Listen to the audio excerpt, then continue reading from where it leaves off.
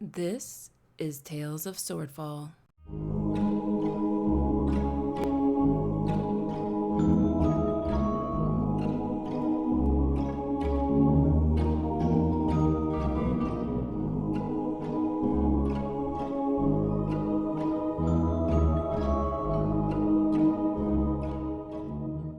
Episode 6 Silk and Madness.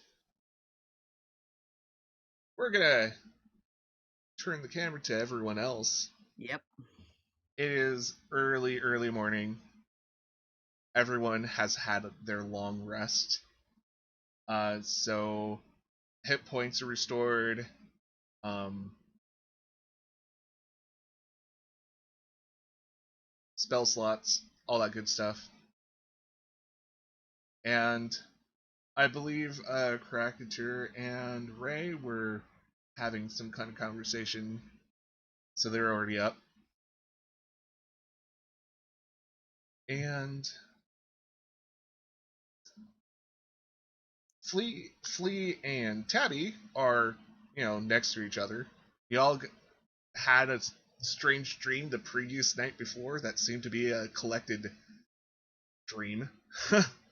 And yeah, what does Tabby do in the morning? Like, what's her usual morning routine? Tabby stretches, does the cat poses, starts to get a little hungry, and she's like, I think it's time for some food, don't you think? Flea? I'm just passed out next to her, snoring really loud. She kind of rouses me, and I roll over and like pull out a dagger at my waist and say, "Who is it? Who is it?" Oh gosh, it's just Flea, you, Tabby. those instincts are getting better, I think. Yes, no, we are not stuck in that dream we just had. Did you have the dream? I had the dream. I think we all had the dream. I cannot tell for sure, but I have a feeling it is one of those dreams that we had probably all shared. Yeah, I killed a dragon all by myself in my dream. I don't know what you That's guys saw. that's kind of what I remember, yes. Yeah, but anyways, yeah, I can do some food, and I just spring up and start getting ready. Yep. Tabby, you notice that there's a note on the door. What is this note? People Um, leave notes? They don't just come in and say hello? Apparently it's from Taz, and it just says that she had to go out, had a very early start to her morning, and she had a prior engagement to get to. Doesn't really give you any more information than that. Interesting. I guess Taz is doing other things today, and she cannot be bothered with us. Fantastic. Oh, and she also left a apartment key for all of you guys. But she left us lots of apartment keys. Well, just one. Anyways, um, so a quiet moment that Ray and Krakatur are having is probably ended by your allies starting to get up.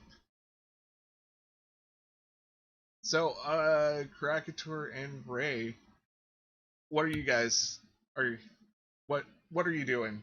Like, Go ahead, Alex. Oh no, I was gonna say you go ahead. I Ray, probably. I'm probably just. Guess I went to go back to bed and saw that Taz wasn't there, and felt a little in my feelings a little bit. So I probably went and sat right back down next to Krakatur and passed out on his shoulder. yeah, Krakatur kind of wakes up as everyone else is kind of starting about their days, and his head's kind of hurting. He's a little hungover because he did a little drinking afterwards to kind of soothe the pain of a ship blowing up behind him. nice. Wow. Yeah. Oof. Yeah, that was a kind of a rough night for everyone. and yeah, it's a pretty quiet morning, and how comfortable does Tabby or Flea feel about like basically going into Taz's? I don't think this place is big enough for like a food pantry, but let's just say, how comfortable do you feel about raiding the food pantry? Didn't we have somebody that liked to cook with us? Yep, that's Krakatur. That'd be me, baby. Krakator, perhaps you can, make some food. You're a really good cook. I've learned from some of the best. What are we feeling, and what do I have to work with? He rubs his hands together. I'm thinking some fish would be nice. Uh, And some leche, perhaps, if she has some. I don't know. You'll have to check to see. What? All right, so I go and start checking the cupboard, the cabinets, the pantry, you name it. oh yeah, give me this fall under investigation or perception? Let's do perception. That seems like a better one. Nice. Wow, food does not, it doesn't hide from Krakatur. A hungover stomach is a hungry stomach. Yep. Yeah, I mean, Taz has all the like essentials like flour, oil. She probably has some eggs. Or if not, there's probably someone selling eggs nearby. She has like dried meat, probably some dried fish. Um, yeah, I mean, there's everything to make like a nice little breakfast. All right, then I'm gonna get to it and start making this yummy breakfast for everybody. Okay, give me a survival check because that's the closest thing to cooking I can think of. Can I use my proficiency with cooking utensils? Yes. That's a +2 with your proficiency, right? Wait. Oh no, you guys are level 5 now, so Fifth level is +3, right? Yeah, yeah. it's +3. I forgot to change that. Oh, It's- jeez. Alright, so you actually rolled have a 16. That's a pretty good success. Like how technical is Krakatur getting with this food? Pretty darn technical. He's not Gordon Ramsay just yet, but like, if he was on more like one of the, if D&D had a cooking show, he'd be like making it to like, he'd be making it to a decent round. Cool. So the smell of food starts just wafting in this apartment, and I think this is about the time that I think Stu finds the front door of Taz's apartment. I'm not sure they're awake inside, so I sort of knock a little bit quietly at first, and then I kind of listen to see if I hear anything inside. Sounds like let's see who would be in this room and unconscious. Flea and Tabby both give me perception checks. As soon as I hear the knock, I'm gonna try to look out the window stealthily with this perception check. Yeah, you both hear it. Yeah, you look out the window and it isn't. So how I imagine this apartment is actually the doors in like an interior hallway. So when you look out the window, you actually see the street. Or there's probably a peeping hole. So, yeah. But oh gosh, but the peeping hole would be too high to see Stu. So basically, the door is knocking, and there's really no one within sight. Okay, as soon as I see this, I whisper to everyone. I say, "Get ready, the pirates are here!" And I draw my bow. and Do aim it I at the door. do I hear him say that? See, I'm trying to whisper, but it's still it's not great. What'd you say?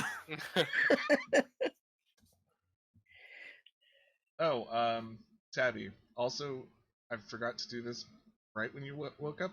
Let's can you give me a wisdom saving throw?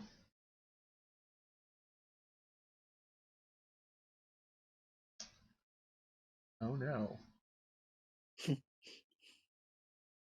Tabby, as you Ray wake wakes up. up, Tabby, as you wake up more and more, your mood is getting increasingly like worse. Pirates? Ugh.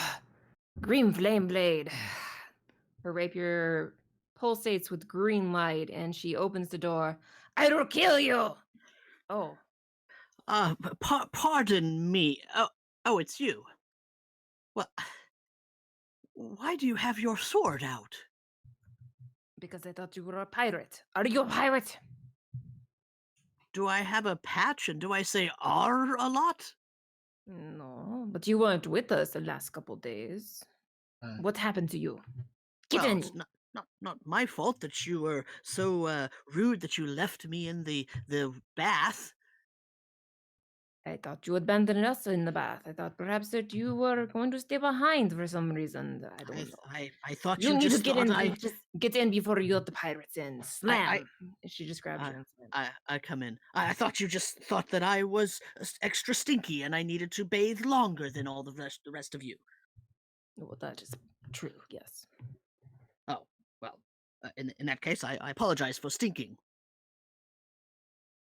It happens if you live in the place where all of people's shite goes into, little friend.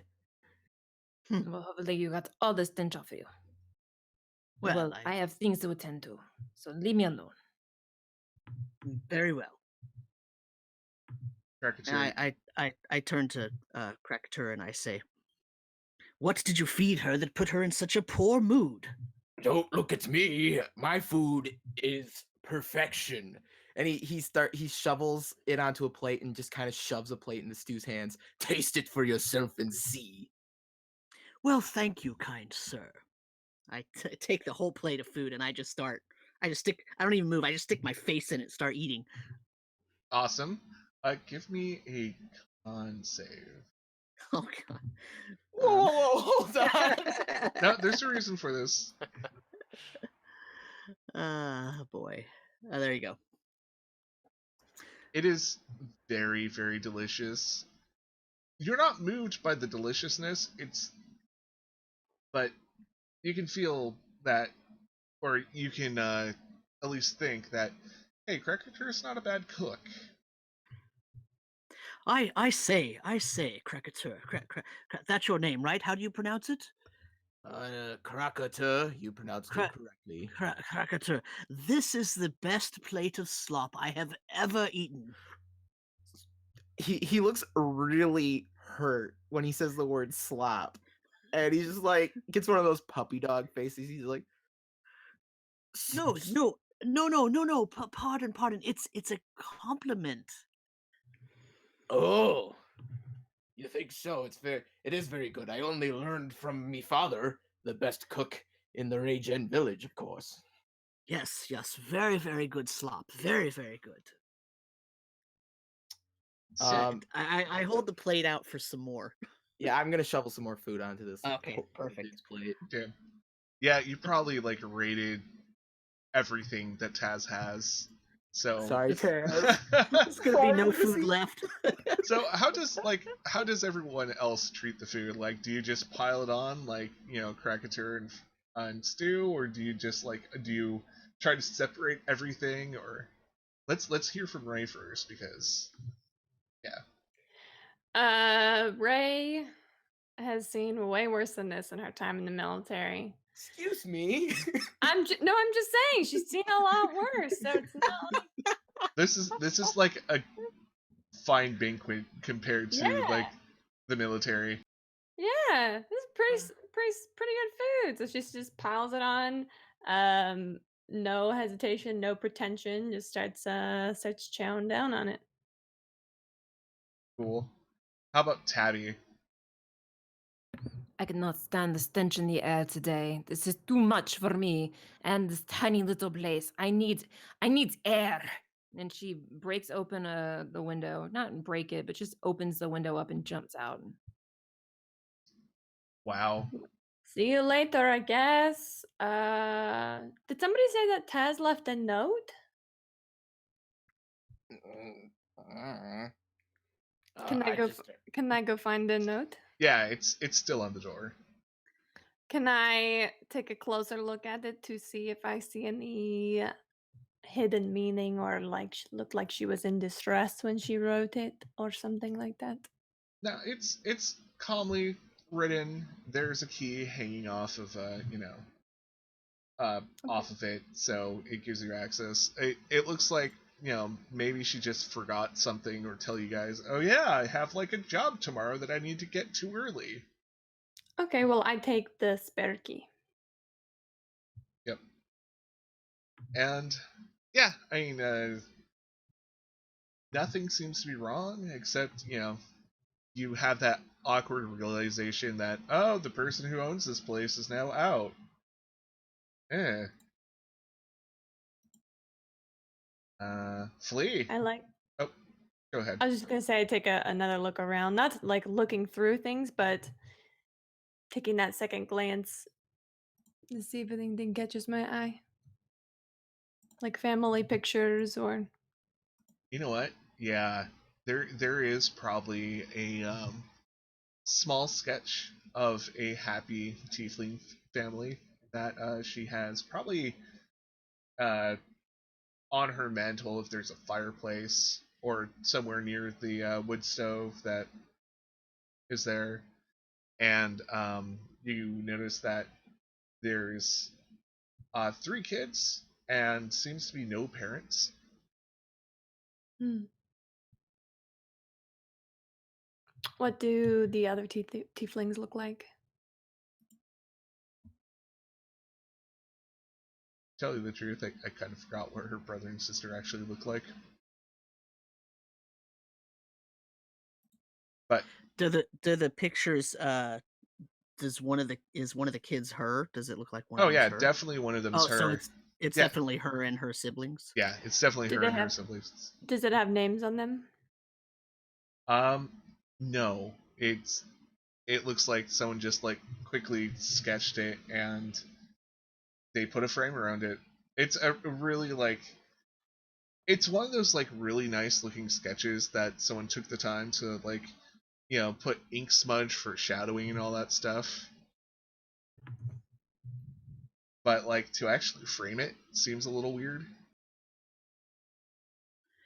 So Stu in his well, anyway, so Stu finishes chewing because he's too proper to eat with his mouth full. But once he has an empty mouth, he says, "Do you think that the horned ones, the tieflings, do you?" And he sort of almost gets down to a whisper. He says, "Do you really think they're demonic?" Who's he talking to? Just the room. I mean, what do you think, or what do you mean when you say, "Do you think that they're demonic?" Are you asking if they are they are demonish, if they're evil, if they're what? What do you mean? Well, I just rumors. I don't really know. My clan judges a person's character based off of their actions, not of their birth. Nice. Flea, what are you up to? So I'm in this conversation. I'm kind of sitting by like the sofa, and I'm taking like really small bites of my food, and then I'm just gonna dump the rest behind the couch. Oh my god. Well, Not because it's bad, just because I'm like a picky eater and I don't want to be Does rude. does Stu see him? Does Dump Cracker stuff Tur behind see this? Does Ray see this? It's a small enough apartment. Yes, you probably hear just the. So Stu sees it. Sees him throw one thing, and then the next time he sees him start to throw another, Stu puts his plate there to catch it. Flea, what are you doing? Sorry, I'm pretty clumsy. Just dropped my food over here. Sorry, You're everybody. such a terrible liar. Oh, yeah? Yeah. At What this does my point, persuasion roll say? Crack Pretty Krakatoor's bad. out, Pretty bad. Krakatoor's out the door. Krakatoor's out the door. His feelings are hurt. He's out the door. He's gone. Oh god. Well, great. Everything's falling apart. You guys made everyone leave. This was on you, not me. Flea, perhaps you should go talk to him. Tell him that his slop is wonderful. Go on. I'll take care of this plate. Go on. Tell It's your him that fault. his You work fix it. is not his work. His don't call it slop. His food. Tell him that his food is good, and I will clean up this mess. So I'll say his food is slop. Got it. No. And I run out the door. Oh no. Stay tuned for the next part of this episode.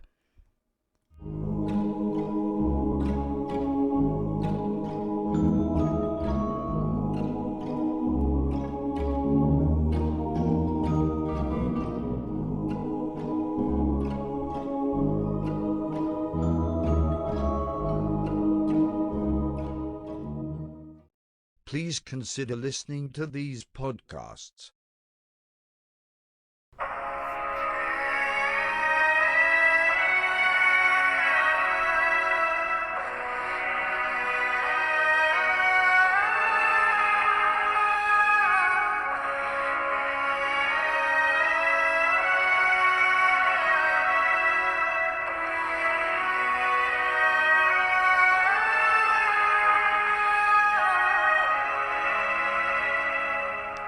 Hello, everyone, and welcome to a special episode of Where the Wild Things Roll. My name is John, and I will be your host and DM for this 5th edition actual play Dungeons & Dragons podcast set in the world of Ravarna. This podcast might be a tad different from others you've listened to. The two players will be my 12-year-old son, Kinnick, and my 10-year-old daughter, Kaylee, as they learn to play D&D through their very first campaign. We will pick up with our adventurers as they finish their time at Paduke's Adventurers Guild, as they take their practical exams in dungeoneering, magical beasts, weapons and armor, puzzle solving, diplomacy, history of the world, and magical cause and effect before they are set out into the world. Can our two adventurers pass their classes and become full-fledged members of the Adventurers Guild? You'll have to tune in and find out next time on Where the Wild Things Roll.